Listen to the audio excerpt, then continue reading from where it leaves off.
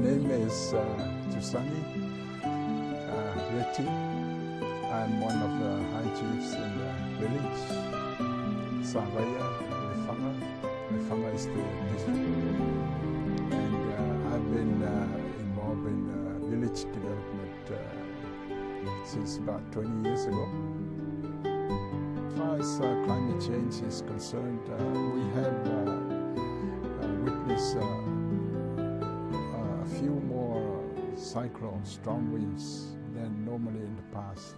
After the cyclones in 1990 and 1991, when there was a lot of damage to the corals and reefs of the village council decided that we should try to do something to get the corals to recover and also to allow time for the fish population to come back. So the village then decided to set up the marine protected area. We have this, I think it's a specific practice. It's for us we call it the tapu, but it's sort of like a seasonal ban on harvesting or something, like certain species of fish, like the grouper. There's a certain time of the year when they will be laying their eggs. So over the years, the corals began to grow back, and fishermen catches of fish from the marine protected area. So that was very good because it was a good, indicator to the villages that this thing can help with the people catching more fish, and in terms of people not going too far out into the reefs, into the ocean to fish, because they didn't have the proper equipment to fish beyond the reef. Soil erosion has been a major problem. I would say about 15 meters from where the shore is now has been washed away.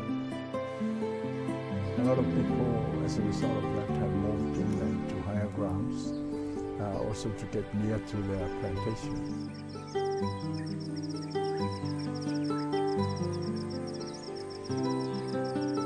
Giant clam was a delicacy in the village for many, many years, but that began to disappear mainly through overfishing and destructive fishing practices.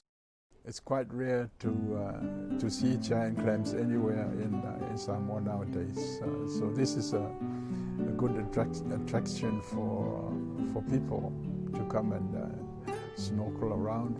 We collect fees from people who use the marine reserve, and the money goes into a village bank account, and we use the funding to finance other village projects. For example, the fence around the school building, and also we offer scholarships and help the poor parents to pay for the fees of their students.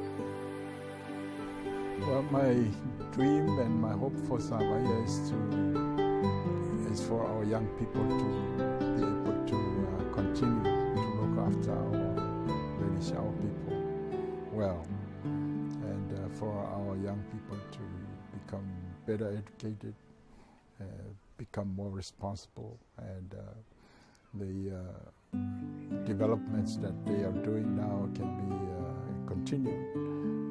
That's how they will be able to develop their own families. So, big dream.